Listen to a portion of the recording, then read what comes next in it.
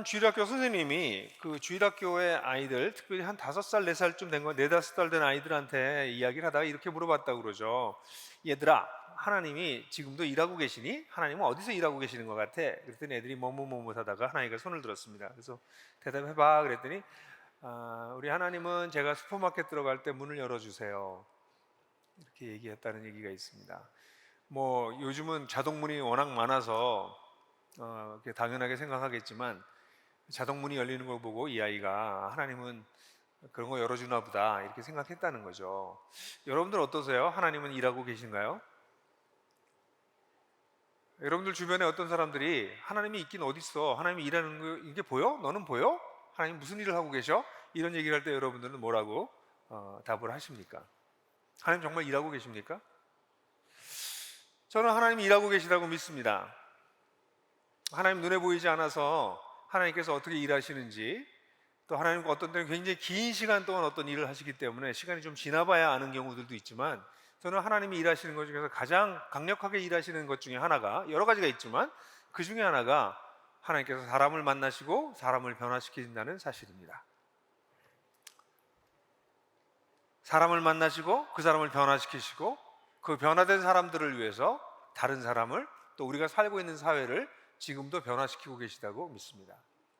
사실 기독교의 역사를 어떤 식으로 서술하느냐 하는 것은 사람에 따라 다르겠지만, 기독교의 역사는 하나님을 만난 사람들, 그 만난 사람들의 변화와 그들을 통한 또 다른 변화의 역사가 기독교의 역사가 아닌가 싶어요. 수많은 만남들이 지난 2000년 동안 있었습니다. 저도 그 혜택을 받은 사람 중에 하나고요. 그런데 지난 2000년 동안 하나님이 만났던 수많은 사람들이 있었지만, 그들 중에서도 기독교의 역사에, 그리고 어떤 면에는 우리 문명사에게까지 정말 가장 큰 영향을 끼친 그런 만남이 있다면 누굴까라는 생각을 해봤을 때, 아마 사람들은 거의 주저하지 않고 바울이 아닐까, 이런 생각을 할 것 같아요. 종교개혁자 루터도, 또 아주 위대한 중세의 신학자였던 아우구스티누스든, 뭐 켈빈이든 뭐 여러 사람들이 기독교에 있었겠지만, 바울이야말로 하나님이 만나서 사실 변화를 일으키셨던 가장 큰, 그리고 많은 사람에게 영향을 줬던 사람이 아닐까, 이런 생각을 해요. 그래서 저는 오늘 여러분들하고 같이 바울을 통해서 바울이 그의 변화가 어떻게 이루어지기 시작했는지, 변화의 시작, 하나님이 일하고 계시는 그 일하심의 시작이 어떻게 되는지를 좀 이야기를 해볼까 싶어요. 사실 바울의 이름은 사울이었습니다. 원래 바울은 누구나 그런 것처럼 자기의 가치관을 지고 살았어요. 바울이 자기 자신을 소개하는 글들이, 그 표현들이 곳곳에 나오는데요. 사도행전에 보면, 사도행전에 예루살렘에서 바울이 마지막 예루살렘을 방문했을 때 예루살렘에 사는 사람들로부터 아주 강력한 공격을 당합니다. 그래서 거의 린치를 당하기 직전에 아슬아슬하게 구출되고 난 다음에 예루살렘에 자기를 린치하려고 했던 사람들 앞에서 연설할 때 자기를 소개하는 대목이 나와요. 사도행전 22장 3절입니다. 한번 같이 읽어볼까요? 시작. 나는 유대 사람입니다. 나는 길리기아의 다소에서 태어나서 이 도시 예루살렘에서 자랐고, 가말리엘 선생의 문화에서 우리 조상의 율법의 엄격한 방식을 따라 교육을 받았습니다. 그래서 나는 오늘날 여러분 모두가 그러하신 것과 같이 하나님께 열성적인 사람이었습니다. 여기 바울이 자기의 얘기를 아주 짧게 얘기하고 있는데요. 바울은 유대인입니다. 히브리 족속인 것이죠. 나중에 딴 데서는 베냐민 지파라고 하는 걸 강조하기도 하지만 유대인입니다. 근데 유대인인데 이 사람은 다소에서 태어났어요. 다소라고 하는 도시는 로마의 행정구역에, 특별히 길리기아의 수도입니다.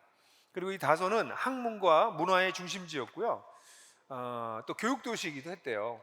그래서 아테네나 알렉산더와 같은 곳에 있었던 대학이 있었던 같은 그런, 그것을 능가하는 대학 도시였다고도 보여지고요. 또 상업과 이 아주 번창하고 있었던 항구 도시로도 유명한 그런 곳입니다. 그러니까 꽤 큰, 당시의 고대 도시 중에서 꽤 중심적이고 굉장히 중요한 그런 도시에서 태어났어요. 그 도시에서 아마 제대로 된 교육을 좀 받으면서 언제까지 컸는지 잘 모르겠습니다. 근데 유대인들이 대부분 그런 것처럼 유대어, 그러니까 히브리어를 또는 아람어를 쓰면서 자라났을 것이고요. 다소라고 하는 지역에서 교육을 잘 받고, 그리고 난 다음에 어느 정도 교육을 받고 난 다음에, 근데 상당히 교육을 받은 것 같아요. 왜냐하면 바울의 글을 보면 헬라 철학에 상당히 능통하였다는 것을 알기 때문에 아마 다소에서 교육이 상당히 됐나 보다. 근데 그리고 난 다음엔 예루살렘에 유학 갑니다. 예루살렘에 유학 가서 가멜리엘이라고 하는 사도행전에도 나오는 아주 그 당시에 당대에 가장 뛰어난 지식인 밑에서 아주 공부를 했다고 이렇게 얘기하고 있어요. 그러니까 나름대로 그 당대에는 어떻게 보면 엘리트까지는 아니어도 굉장히 중요한 청년으로 자라가고 있었던 거죠. 그런데 이 장면에서 그가 특별히 자기 자신을 소개하는 것 중에 아주 재밌는 소개는 여러분 모두가 그러한 것 같이 하나님께 열성적인 사람입니다라는 표현을 제가 조금 설명해 드리면 더 이해를 할지 모르겠어요. 지금 예루살렘에 바울이 왔을 때 사람들이 이 바울이 그들이 믿고 있는 유대교의 신앙을 혼란스럽게 만드는, 유일하신 여호와만을 섬기는, 여호와 외에 다른 신을 섬기지 말라고 했던 그 계명을 혼잡스럽게 만드는 이방 사상을 가지고 들어온 문제가 있는 자다라고 생각해서 이 사람을 돌로 쳐서 죽이려고 했던 그런 때거든요. 그러니까 당신들이 그렇게 했던 것처럼 나도 열성적인 사람입니다, 이런 얘기예요. 이 열성적인 사람입니다라고 하는 표현은 하나님의 열심당원입니다라고 직역할 수 있어요. 질럿, 나는 하나님의 열심당원입니다. 이게 무슨 뜻일까요? 이게 사실은 구약의 굉장히 오랜 전통이에요. 여러분 비느하스라는 사람 아시나요? 민수기에 나오는 사람인데요. 이스라엘이 시딤이라고 하는 곳에서 이 모압 사람들하고 성적으로 또 종교적으로 혼합주의가 일어나서 막 타락했을 때 거기 연병이 막 일어나고 하나님의 심판이 막 임하고 있는데도 불구하고 한 남자가 미디안 여성을 데리고 자기 장막으로 들어가는 걸 보고, 비느하스가 제사장이었는데요, 제사장이 의분을 가지고 그 막 사람들이 하나님의 심판을 받고 있는 가운데서도 한 남자가 버젓이 미디안 여성을 데리고 자기 장막을 들어가는 걸 보고 창을 들고 들어가서 그 두 사람을 심판합니다. 그게 비느하스예요. 그러니까 이스라엘은 그런 전통이 있는 거죠. 이 하나님을 섬기는 것을 방해하고 하나님을 섬기는 것을 혼란스럽게 한다면 내가 생명을 바쳐서도 이걸 막아야 된다. 그렇지 않는다면 우리 이스라엘 전체에 하나님의 심판이 임할 수밖에 없다라고 하는 아주 아주 강력한 열심, 이런 게 있었던 거죠. 그러니까 지금 바울이 무슨 얘기를 하는 거냐면, 당신들이 내가 그런 사람이라고 생각해서 나를 지금 죽이려고 하는 것처럼 나도 그렇게 열심히 있는, 하나님을 위해서라면 생명을 바치려고 하는 그런 사람이요 라고 얘기하고 있는 것이죠. 자기가 믿고 있는 바가 절대적 진리이기 때문에 이것을 혼잡스럽게 하는 것을 좌시하지 않겠다, 이런 마음을 갖는 사람이었어요. 굉장히 강력한 가치관을 가지고 있는 것이죠. 이 가치관을 가지고 있는 게 말로만 그런 것이 아니라 바울은 실제로 이 장면이 일어나기 한참 전 바울이 처음 사도행전에 등장할 때를 보면, 그때 스데반이라고 하는, 초대교회 스데반이라고 하는 분이 막 설교를 할 때 그 설교가 유대교의 신성을 불가침한 영역을 막 건드렸다고 느껴서 유대인들이 그를 돌로 쳐서 죽이려고 했었거든요. 그때 바로 이 스데반을 공격할 때 사도 바울이, 그때는 사울이었죠, 사울이 이 모든 일을 오르가나이즈한 건 아니지만 증인으로서 굉장히 중요한 위치에서 이 일을 진행했던 장면이 나와요. 한번 같이 읽어볼까요? 사도행전 7장 58절에서부터 8장 3절까지 2절을 빼고 읽겠습니다. 다 같이 1절 시작. 그를 성 밖에서 끌어내서 돌로 쳤다. 증인들은 옷을 벗어서 사울이라는 청년의 발 앞에 두었다. 사울은 스데반이 죽임당하는 것을 마땅하게 여겼다. 그날에 예루살렘 교회에 큰 박해가 일어났다. 그래서 사도들 이외에 모두 유대 지방과 사마리아 지방으로 흩어졌다. 그런데 사울은 교회를 없애려고 날뛰었다. 그는 집집마다 찾아 들어가서 남자나 여자나 가리지 않고 끌어내서 감옥에 넘겼다.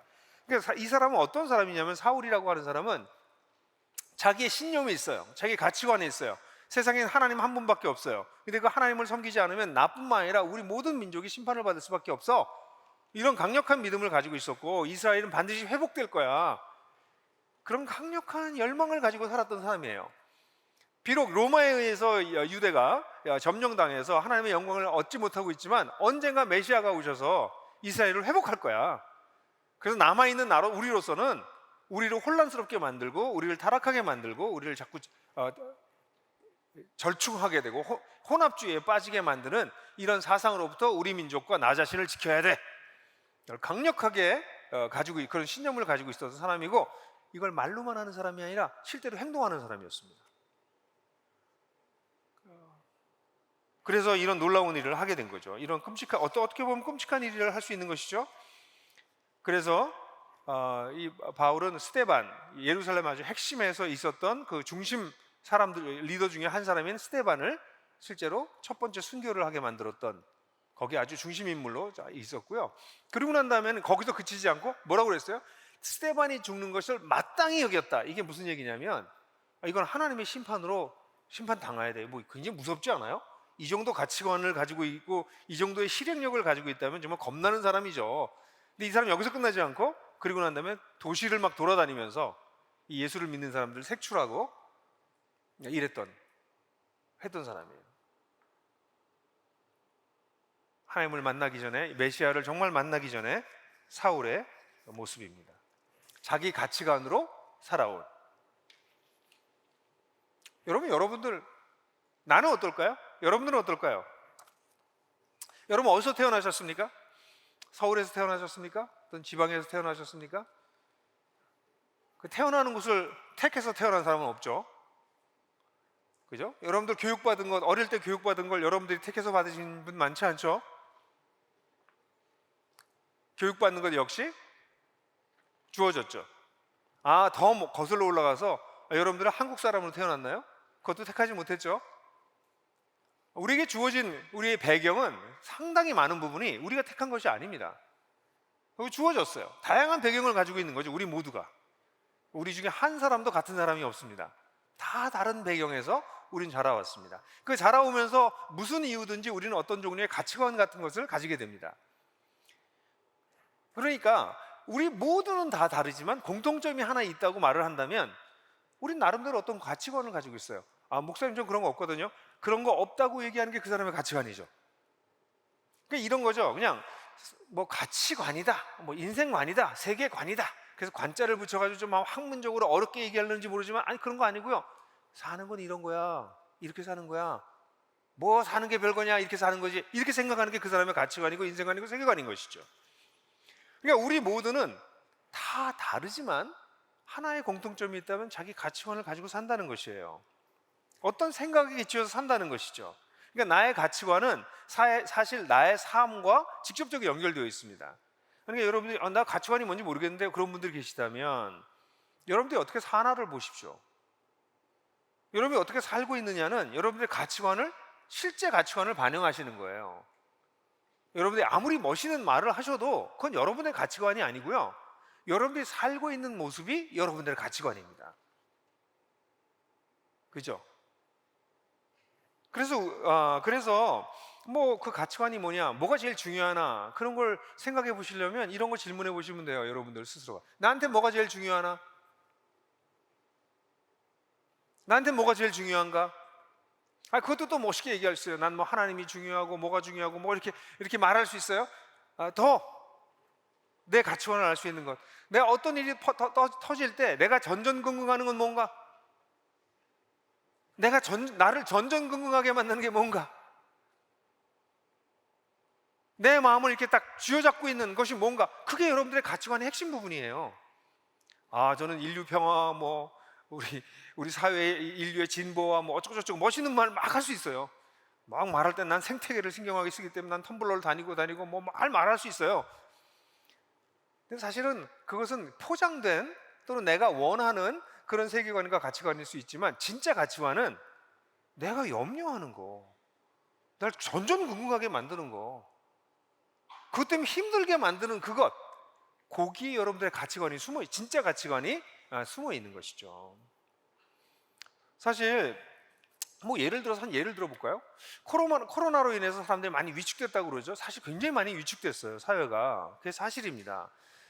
이런 우리 인류 재앙적인 이런 재앙이 일어나면 당연히 위축되는 게 맞죠. 그런데 이 위축됐지만 내 삶은 어떻게 변했나 한번 보시면 어떨까 싶어요. 위축된 것과 내 삶이 변한 것은 어떻게 변화가 됐나? 근데 가만 생각해 보면 나는, 만약에 크리스찬들이 이렇게 얘기하잖아요. 크리스찬들에게 제일 중요한 가치는 하나님을 사랑하고 이웃을 사랑하는 거다. 뭐 이거 다 아는 얘기 아닙니까? 근데 하나님을 사랑하고 이웃을 사랑하는 게 그리스도인들에게 가장 중요한 가치관이라고 얘기하지만, 코로나 상황에 이게 더 깊어졌나? 더 약화됐나? 약화됐다고? 그럼 뭐 난 딴 게 더 중요한 게 아닌가? 질문해 보셔야 됩니다. 그 가치관으로 살아요, 사람은. 사울과 같은 사람은 그 가치관이 선명했고 교육됐고 거기에 대한 개인적 신념을 가지고 있어요. 이게 선명했고 그래서 그 선명한 삶이 나왔지만, 그렇지 않은 우리 모두도 가치관을 가지고 있고 그 가치관에 근거해서 살아요. 만약에 여러분들이 정말 하나님을 사랑하고 이웃을 사랑하는 게 중요하신 분들이라면, 그게 여러분들의 가치관이라면, 나는 하나님 중심적 삶을 살려고 그래, 그게 정말 여러분들의 가치관이라면, 이 코로나 상황에서도 나는 어떻게 예배할까? 어떻게 영성이 더 깊어질 수 있도록 코로나 상황 속에서도 할 수 있을까? 코로나로 우리가 감금당한 건 아니잖아요. 사회생활 다 하잖아요. 경제생활 다 하시잖아요. 근데 내 영적인 생활은 막 줄어들고 있다? 하나님 사랑하는 게 당신에게 그렇게 중요한 가치관이 아니군요. 사람을 못 만나고 하지만 전화도 할 수 있고 이메일도 할 수 있고 줌도 할 수 있고 선물도 보낼 수 있고 온갖 방법을 할 수 있는데, 사람 만나는 것이 줄어들면서 점점 나는 사회적으로도 위축됐어요 라고 얘기하는 것은 이해는 할 수 있으나, 정말 사람을 사랑하고 이웃을 섬기는 것이 우리의 가치관이라면 코로나 상황에서 더 어려움을 겪고 있는 사람들이 많기 때문에 이 어려움 속에서 그럼 난 무엇을 할 수 있을까를 찾아냈겠죠. 제가 무슨 얘기를 하는지 아세요? 그러니까 말로 나는 이거예요 라고 말하는 가치관이 아니라 진짜 내 가치관이 있다는 거죠. 그것은 어려울 때 빛나요. 위기 상황에 빛나요. 그게 진짜가 나타나요. 그러니까 이런 걸 통해서 우리가 가치관을 알 수 있는 거죠. 근데 바울 같은 경우는, 사울과 같은 사람은 사실 이 하나님을 자기가 이해하고 있었던 하나님, 그 가치관에 아주 철저하게 헌신되어 있었던 사람이에요. 사실 우리 이렇게 사람들이 이야기하는 걸 들어보면요, 그 가치관은 거의 종교적이에요. 제가 요즘 뭐 여러분들도 다 그랬지만 유튜브에 좋은 강의나 뭐 짤 뭐 이런 거 이렇게 보면, 뭐 최재천, 뭐 진화생물학자인 최재천, 또 시사평론가라고 말해야 되나, 정치인이라고 말해야 되나, 유시민, 뭐 이런 사람들 얘기하는 걸 들어보면요, 와, 이 사람들은 굉장히 강력한 종교적 신념을 가지고 있어요. 종교라고 얘기하지 않을 뿐 툭툭 던지는 말이 거의 신앙 고백이에요.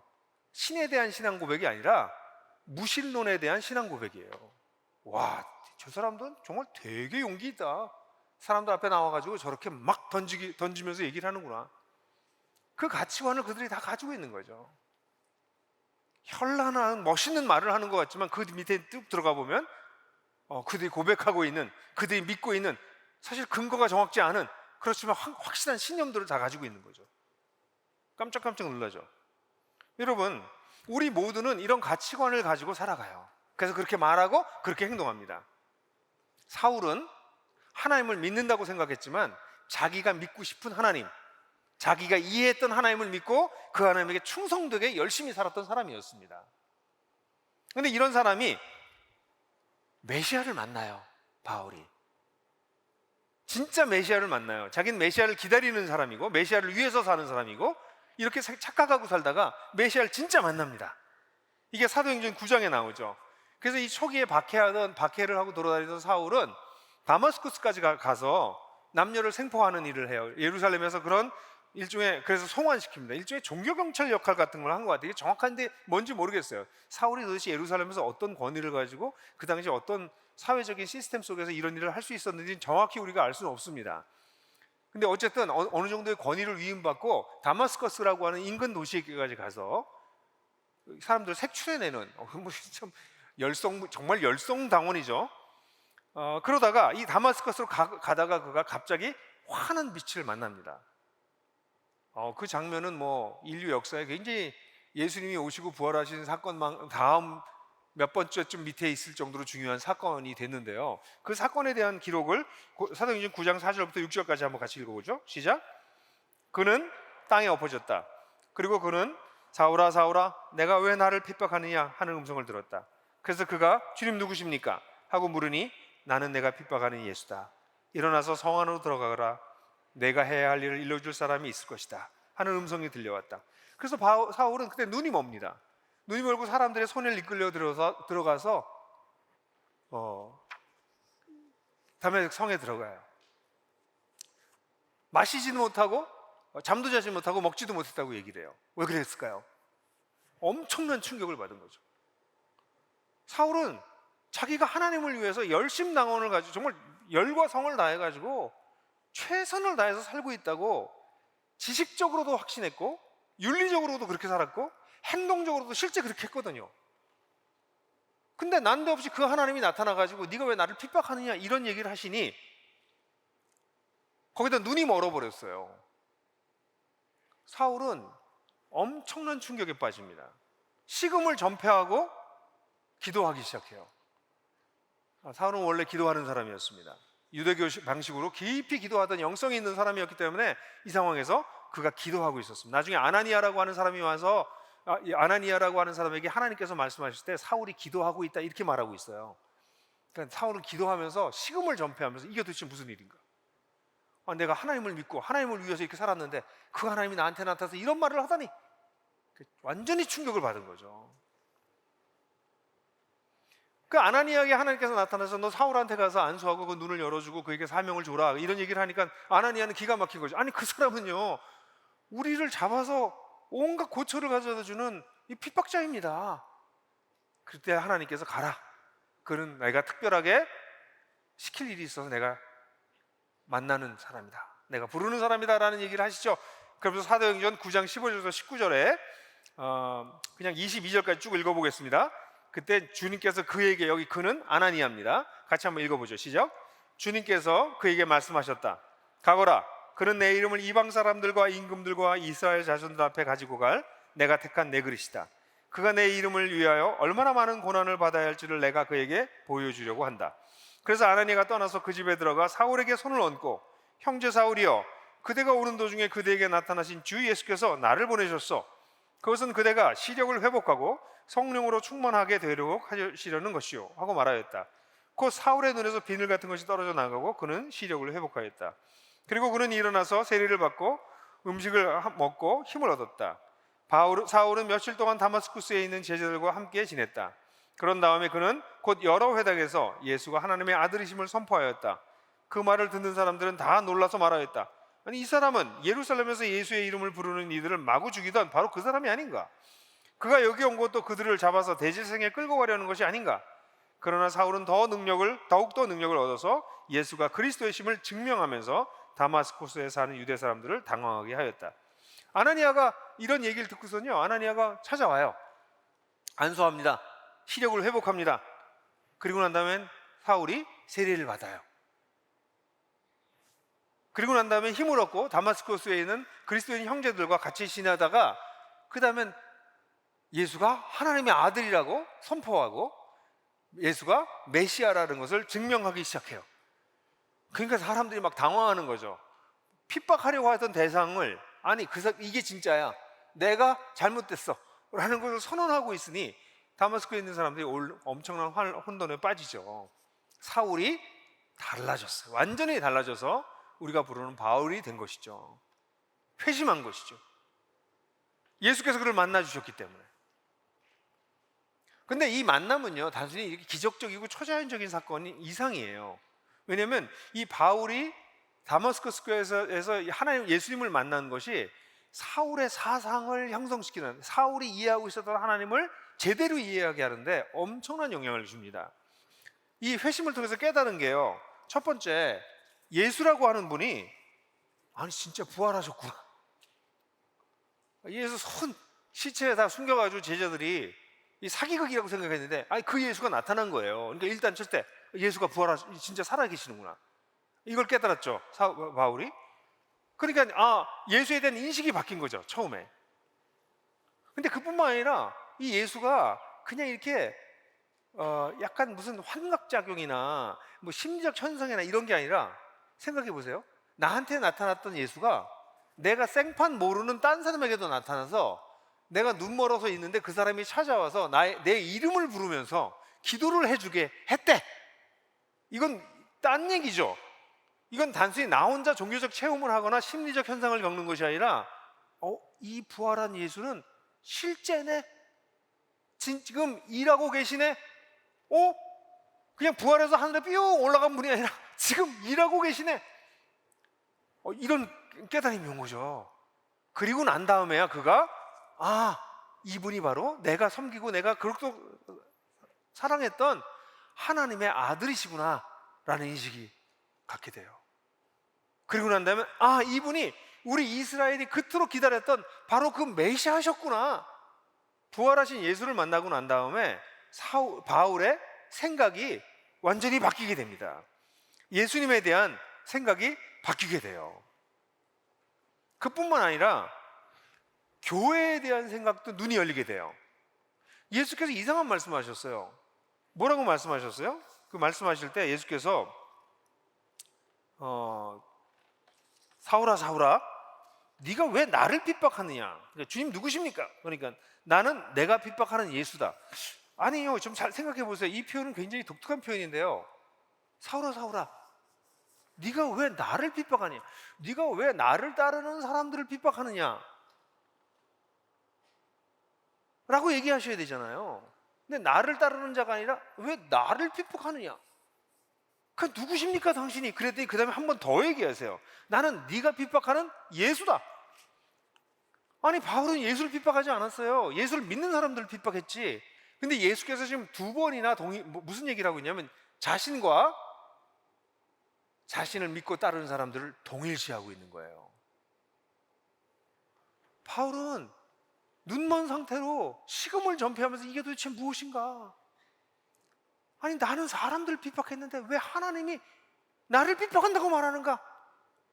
여기서 바울의 사상이 그가 그 오랫동안 하나님을 찾아오고 기다렸던 그 생각들이 막 발전하면서 자리가 막 이 퍼즐이 막 맞춰지는 거죠. 여러분 바울이 교회를 뭐라고 불러요?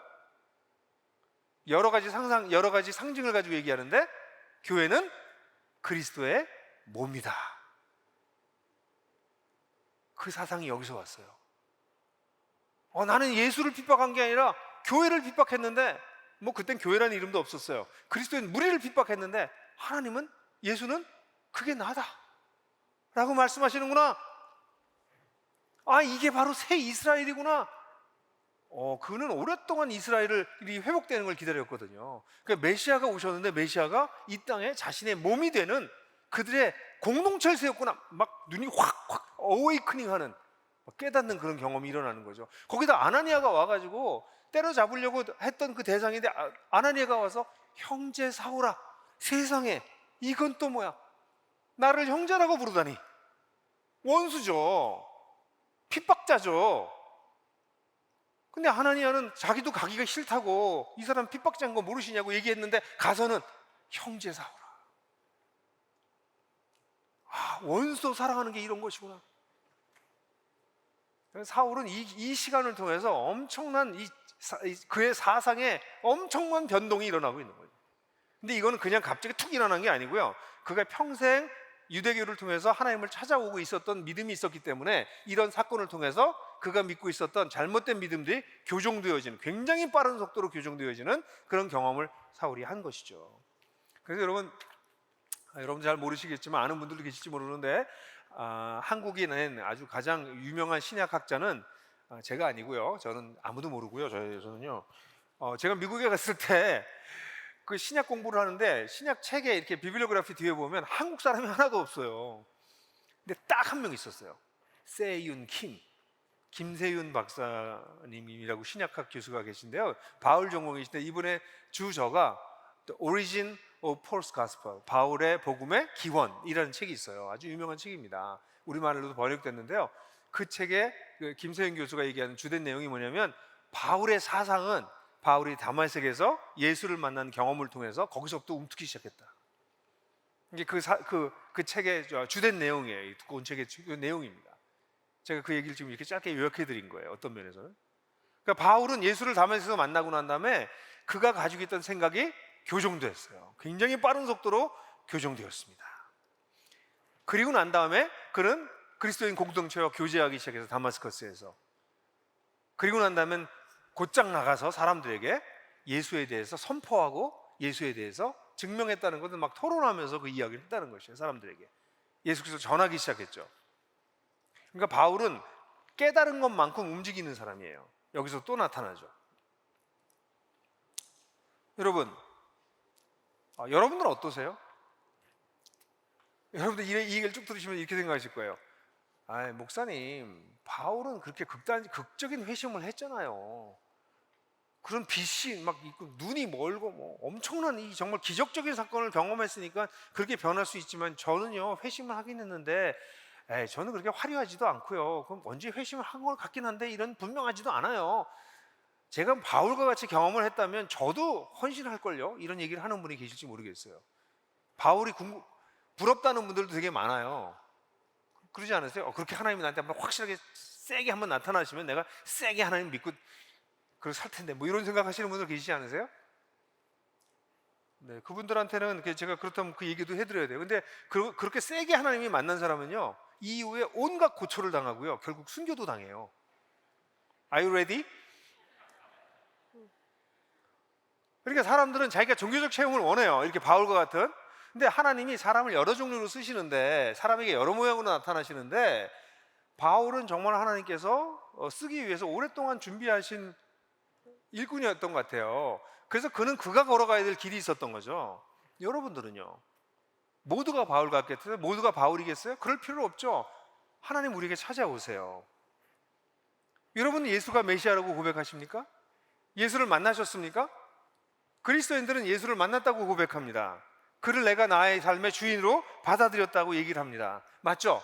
여러분들이 만약 예수 그리스도를 정말 주인으로 받아들이셨다면, 그래서 이 자리에 오늘과 같이 이 팬데믹 상황에, 이런 상황에도 여기 와서 예배를 드리기 위해서 이렇게 나오셨다면, 그다음 질문해 보셔야 돼요. 이 예수를 만나서 여러분들 삶의 중심축이 여러분들 자신에게서 하나님께로 옮겼는가? 이건 일단 가장 기본적인 거죠. 중심이 옮겼나? 중심축에 옮겼다고 내 삶이 다 변하지는 않아요. 그렇지만 이제는 내가 주인이 아닙니다. 이젠 당신이 주인이셔야 됩니다. 이것이 마땅합니다. 왜냐하면 당신이 주인이시니까, 온 우주와 인생의 주인이시니까 내 삶의 주인이 되시는 것도 너무 마땅합니다. 제가 그걸 못 따라가는 건 제 문제지만 그래도 저는 당신을 주인으로 섬기고 살겠습니다. 그죠? 이게 회심의 핵심입니다.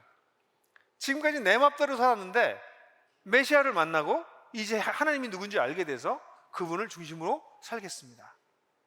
그럼 끝나나요? 아니죠. 그리고 난 다음에 내가 하나님이 중심이 돼서 하나님이 어떤 분인지를 알아갈 수 있는 관계가 형성되기 시작하죠. 그래서 그리스도인들은 하나님이 중심이 된 걸로 끝난 게 아니라 중심이 됐기 때문에 그분을 통해서, 하나님을 알아가는 걸 통해서 세상을 알아가고 내 자신을 알아가고 내 삶을 알아가고 이런 일들이 벌어지는 거죠. 거기다가 우리도 그분을 알게 되니까 교회에 대한 생각이 변하잖아요. 그냥 나 혼자 신앙생활하고 마음 편하게 갖고 마음에 위로받고 그게 신앙생활이지 뭘 그렇게 생각했는데, 예수를 알고 나니까 이 예수께서 메시아시네. 메시아는 그냥 나를 위한 구원자가 아니라 세상을 회복하려고 하시는 분이시네. 세상을 회복하기 위해서 하나님께서 그의 공동체를 세우시네. 그게 새 이스라엘이네. 나는 거기에 속했구나. 교회는 그런 거구나. 야, 교회는 그냥 이렇게 예배당 세워놓는 게 아니구나. 예수를 주로 고백한 사람들의 공동체구나. 뭐 이런 거 깨닫지 않으세요? 깨닫잖아요. 이런 변화가 있잖아요. 당연히 이와 함께 내 삶의 소명, 나는 왜 부르셨을까? 이 다음 꼭지에서 더 얘기하겠지만, 나는 왜 사는 걸까? 내 삶의 의미는 뭘까? 뭐 이런 생각들도 발전하는 거죠. 이건 일종의 순환적이에요. 예수가 주인이시다. 그렇다면 하나님은 어떤 분이신가? 하나님 세상에서 무슨 일을 하고 계신가? 그래서 하나님은 나를 어떻게 부르시는가? 한 바퀴 돌아 끝나는 게 아니고요. 한 바퀴 돌고 나면 그래서 하나님이 이런 분이구나 더 깊이 알게 되고, 그 하나님을 더 깊이 알게 되면서 그래서 하나님이 지금 세상 속에서 이런 일을 하고 계시는구나 더 선명하게 알게 되고 순환되는 거죠. 크리스천 라이프는 한 번 회심이 일어나서 하나님과의 관계를 맺혀지고 난 다음엔 멈출 수가 없습니다. 멈춰지지 않습니다. 멈춰지지 않는 것이 정상입니다. 그래서 순환적이고, 순환되는데 이게 그냥 한 자리를 도는 게 아니라 순환되면서 심화됩니다. 순환되면서 점점 깊어지는 거예요. 점점 선명해지는 거예요. 여러분들은 회심하셨습니까? 회심하셨다면 이 순환의 과정 속에, 그 심화의 과정 속에 여러분들이 들어와 계실 것입니다. 근데 여러분들이 이 순환과 심화의 과정 속에 계시지 않다면 여러분들 진지하게 질문해 보셔야 돼요. 난 정말 회심했는가? 기독교가 참 큰 심각한 문제가 자신의 구원을 너무 쉽게 확신하게 만들어주는 게 한국 기독교의 패착이에요. 난 구원받았어. 그 다음에 오케이, 난 천당 갈 거야. 그 다음에 더 이상의 추구를 하지 않아요. 고민도 하지 않아요. 난 천국을 가기로 결정됐으니까. 그래서 그리스도인들은 그냥 교회나 한번 나와주면 되지. 일요일 날 그냥 가서 헌금 정도 하고 그 정도 하면 되지, 내가 어차피 천국 갈 건데. 이게 기독교 신앙이 돼버렸어요. 에이, 여보세요, 기독교 그렇게 받아들이시면 안 돼요. 그건 속은 거예요. 기독교는 예수가 메시아인 걸 발견되고 그분이 내 인생의 중심이 돼서 그분을 중심으로 내 인생이 전체적으로 재편성되어져 가는 과정이에요. 그러니까 죽을 때까지 지속되는 것이 우리 인생의 그리스도인의 삶이거든요. 근데 내가 천당 가기로 됐으니까 이제 나는 더 이상 신경 쓰지 않아요? 그 기독교를 이상하게 받은 거예요. 그래서 한국 기독교가 이상해지는 거예요. 우리는 어떤 면에서 예수를 알고 중심축이 바뀌고 난 다음에 끊임없이 그분을 닮아가고 그분과 함께 동행하고 인생을 재밌고 멋지게 사는 거거든요. 그렇지 않으니까 예수 믿고 난 다음에 세상을 쫓아 사는 거죠. 그러니까 순환 넘으면서 심화되지 않으니까 그 자리에 섰다가 반대쪽으로 굴러 떨어지는 거죠. 그래서 나중에 내가 크리스찬인지 아닌지 이것도 막 헷갈려요. 옛날에 한번 크리스찬이니까 확실했는데 어느 순간 보니까 난 세상 사람이랑 똑같아. 왜요? 순환되면서 심화되는 과정을 갖지 않으니까. 메시아를 따라가는 것이 아니라 메시아 한번 믿은 걸로 끝났다고 생각하니까. 그래서 이 회심이라고 하는 건 굉장히 중요합니다. 여러분들, 우리 가정교회가 올해는, 우리 더불함교회는 다 같이 발돋움하는 그런 한 해가 되자 가정교회가 그런 얘기 했는데요. 가정교회에서 우리가 좀 같이 이렇게, 야, 너 회심 안 한 거 아니야? 이런 얘기 하라는 게 아니라 정말 우리가 예수를 따라가는 자들인가? 밤낮 모여가지고 쟤는 회심하지 않은 것 같아, 뭐 이런 소리 하라는 게 아니에요. 댁을 걱정하세요. 댁을. 남이 문제가 아니라 댁이 문제예요. 나는 이 메시아를 따라가고 있는가? 여러분, 바울은요 이렇게 회심하고 난 다음에 이 부르심을 받아요. 바울이 하나님 나라의 백성이 돼요. 바울이 자기 자신을 소개하는 장면을 보려면 바울의 서신의 앞부분을 보면 바울이 다양하게 자기 자신을 소개해요. 근데 로마서 같은 경우를 보면 로마서에 자기 자신의 부르심을 설명하다가 로마 사람들, 로마에서 있는 크리스찬이 된 사람들에 대한 이야기도 합니다. 로마서 1장 6절 7절 한번 같이 읽어볼까요? 시작. 여러분도 그들 가운데 있어서 예수 그리스도의 부르심을 받은 사람이 되었습니다. 나는 로마에 있는 모든 신도들에게 이 편지를 씁니다. 하나님께서 여러분을 사랑하셔서 그의 거룩한 백성으로 부르셨습니다. 앞부분 5절에서 모든 이방인들이 그리스도인이 될 수 있도록 하셨다라는 얘기를 하면서 그들 중에 여러분들도 있어서 여러분들이 예수 그리스도의 부르심을 받았어요. 그래서 어떻게 됐다고요? 부르심을 받은 사람이 되었대요. 그리고 7절에 보면 거룩한 백성으로 부르셨대요. 이게 불렀다는 말이 두 번이나 나오잖아요.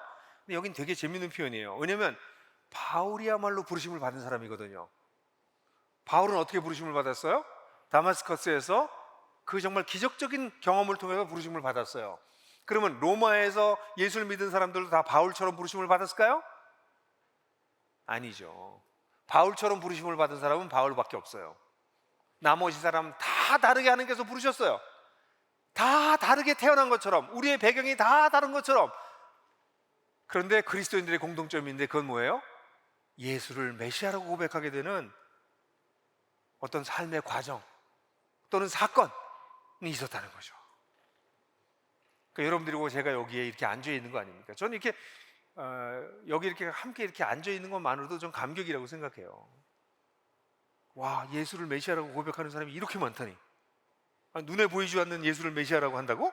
이 사람들이 나랑 같이? 와, 이건 감격이에요. 어떻게 그렇게 다들 설득당했지? 이 꼬심에 넘어갔지, 이 사람들이? 아니, 안 그래요?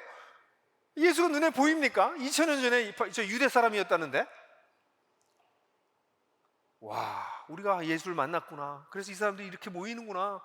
가정교회 여러분 모일 때 그 가정교회 모임이 아무리 허접해 보여도 그거 자체가 그냥 감격인 거예요. 부르심을 받았구나, 우리가. 야, 이건 놀라운 일이구나, 우리가. 그래서 여기 어떻게 됐다고요? 하나님의 거룩한 백성으로 부르셨다. 새 이스라엘로 우리를 새로운 나라, 새로운 이스라엘로 우리를 부르셨다는 거예요. 이 새 이스라엘 통해서 이제 하나님께서 세상을 회복하시려고 하는 것이죠. 이게 모든 그리스도인에게 주어진 일반적인 부르심입니다. 사도 바울도 하나님의 백성이 됐어요. 근데 사도 바울은 여기서 멈춘 것이 아니라 로마서 1장 1절과 5절을 보면 같이 한번 읽을게요. 시작. 그리스도 예수의 종인 나 바울은 부르심을 받아 사도가 되었습니다. 나는 하나님의 복음을 전하기 위하여 따로 세우심을 받았습니다. 우리는 그를 통하여 은혜를 입어 사도의 직분을 받았습니다. 그것은 우리가 그 이름을 전하여 모든 민족이 믿고 순종하게 하려는 것입니다. 그러니까 바울은 이 부르심은 아까 얘기했던 일반적인 부르심이랑 약간 달라요. 사도 바울은 내가 하나님의 백성으로 거룩한 백성에 들어가는 그런 부르심을 받았다, 너도 나도 우리 다 그렇다 라고 일반적 부르심을 얘기했는데, 여기 1절과 5절에서는 뭐라고 얘기냐면 내가 사도가 되었다, 부르심을 받아서 하나님의 복음을 위해 전하기 위해서 따로 세우심을 받았다 라고 얘기하고 있어요. 바울은 부르심을 받은 것 중에서 특별히 어떤 부르심을 받았어요? 복음을 전하기 위해서 부르심을 따로, 복음 전도자로, 사도로 부르심을 받았다고 얘기를 해요. 근데 거기서 한 걸음 더 나가서 5절을 보면은 그것은 우리가 그 이름을 전해서 모든 민족에게 믿고, 여기 모든 민족이라고 번역한 거는 모든 이방인 이렇게 번역해도 돼요. 그러니까 유대인이 아닌 모든 사람들, 그들에게 복음을 전하는 자로 부르심을 받았다는 것이죠. 뭐 갈라디아서 2장 같은 경우에 보면 베드로는 유대인에게, 바나바와 바울은 이방인을 위한 사도로 보내심을 받았다는 것을 서로 동의하고 악수를 했다, 뭐 이런 얘기가 나오는데요. 바울은요, 자기 부르심이 복음을 전하는 자예요 라고 얘기한 걸로 끝나는 게 아니라 복음을 전하는 자 중에서도 특별히 이방인에게 복음을 전하는 자로 부르심을 받았다라고 얘기하고 있는 것이죠. 디모데후서 1장 11절, 그의 인생의 거의 마지막 끝부분에 나는 이 복음을 전하는 선포자요 사도와 교사로 임명을 받았습니다 이렇게 얘기를 하는데, 여기 이라고 하는 말이 고대 다른 문서에는 이방인을 위한이라는 말이 쓰여 있기도 해요.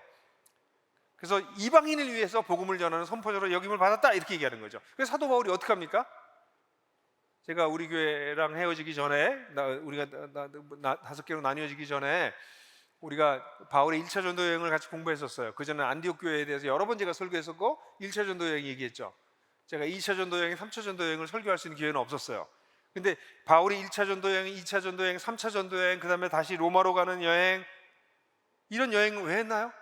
바울은 이 복음을 가지고 세상의 심장부로 들어가려고 했어요.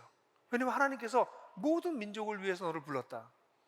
그리고 아나니아를 통해서 말씀하실 때 내가 모든 민족과 임금들 앞에 너를 세울 것이다. 아, 하나님이 나를 제국의 중심부에 언젠가 세우시려고 하시는구나. 로마로 가려고 했거든요. 그리고 나중에 땅끝까지 가려고 했죠. 그래서 바울은 이 복음을 가지고 이방인에게 그 자기 부르심에 따라서 움직인 거죠. 아니 그냥 유대인에게 복음 전해도 돼요, 그냥 자기 동네에서. 근데 바울은 이방인을 위해서 부르심을 받았다고 하는 그 부르심에, 특수한 부르심에 자기 자신을 더 드리게 된 것이죠. 그래서 바울은 편지를 13개나 써요. 이 바울이 13개 쓴 게 다 바울이 쓴 거냐 아닌 거냐에 대해서 학자들이 논쟁이 있지만 전 13개 다 바울이 썼다고 보는 것이 더 맞다고 생각해요. 그러면서 바울은 점점 하나님에 대한 깊은 이해가 깊어집니다. 바울의 부르심도요, 일반적인 하나님의 백성으로의 부르심, 전도자로서의 부르심, 그리고 이방인으로의 부르심으로 심화되고 내면화됩니다. 그래서 어떤 사람들은, 이게 다음 주에 여러분들하고 얘기할 얘기지만, 바울이 기독교에 대해서 너무나 선명하게 이방인들에게 설명했기 때문에 예수님이 전한 내용과 바울이 전한 내용이 다르다 이렇게 얘기하는 사람들이 있어요. 근데 바울은 예수님의 가르침을 제대로 이해해서 그것을 팔레스타인 지역에서 전파됐던 예수님의 가르침을 그리스 로마 시대에 완벽하게 적용시킨 신학자이고 선교사이고 목회자예요. 그래서 이걸 얼뜻 보면 예수님의 가르침과 바울의 가르침이 다른 것 같아요. 다음 주에 얘기는 더 할 거예요. 바울은 정말 놀랍게 자기의 부르심을 따라 살아요. 사랑하는 형제자매 여러분, 여러분들은 어떻습니까? 나는 어떤가요? 여러분 일반적인 부르심을 받으셨습니까?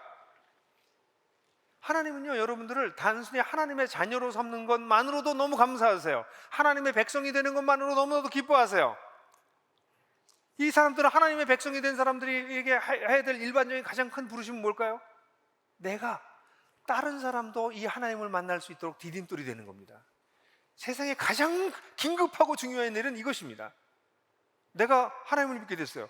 내가 하나님의 백성이 됐어요. 그래서 내가 새로운 삶을 살기 시작했어요. 근데 당신 혼자 사신다고요? 당신 때문에 예수 믿는 사람은 아직 없다고요? 좀 생각해 봐야 돼. 아니 어떻게 이 좋은 거를 나 혼자 누려요? 정말 좋은 거예요? 정말 생명 바칠 만큼 귀한 일이에요?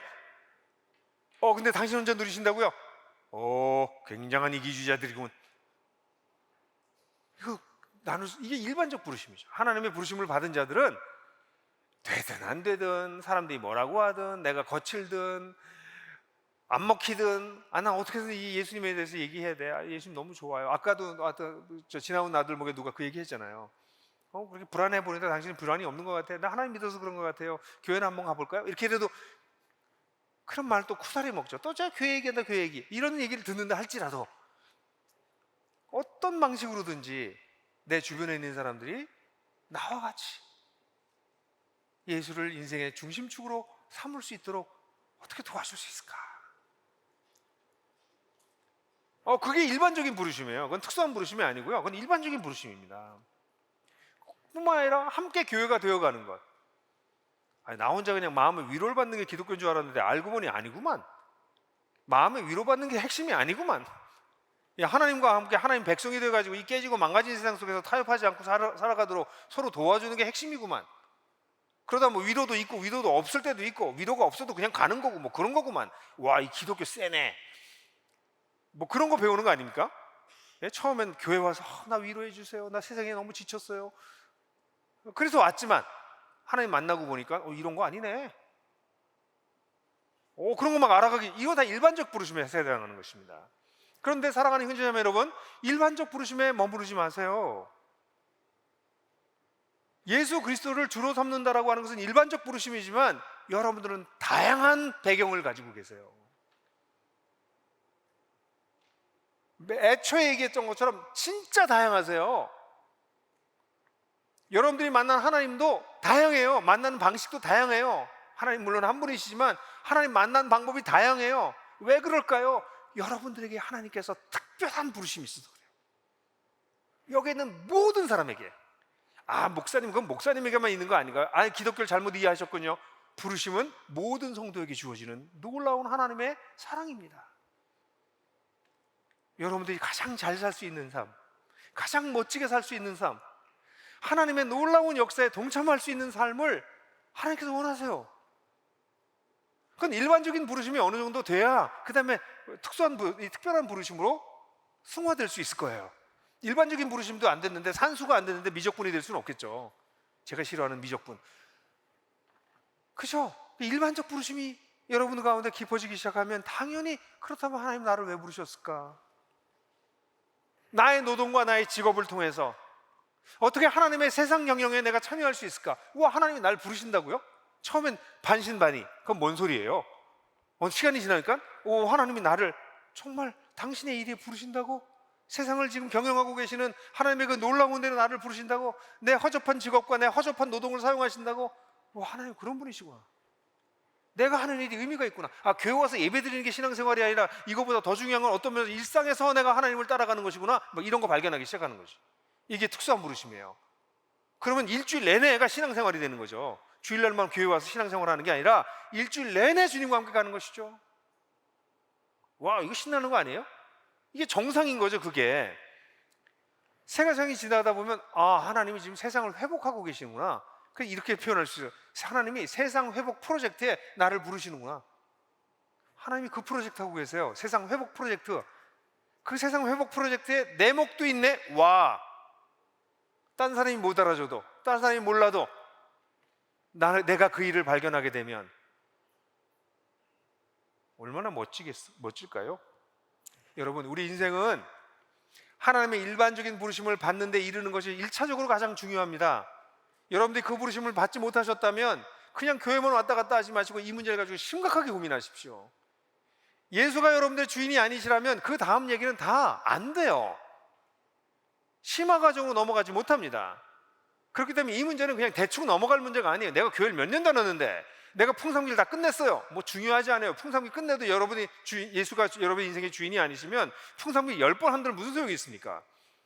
풍성기는 다 예수를 중심으로 사는 삶에 대한 얘기를 하는 것이지.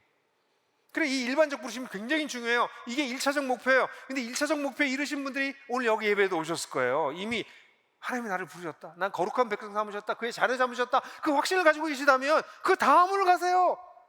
하나님, 그럼 나는 이 땅에서 뭐 하다 죽을 건데요? 뭐 하다 살다 죽으면 되는데요? 하나님, 나를 이렇게 특수한 환경과 특수한 배경에서 부르셨다면 나에게 기대하시는 바가 뭐세요?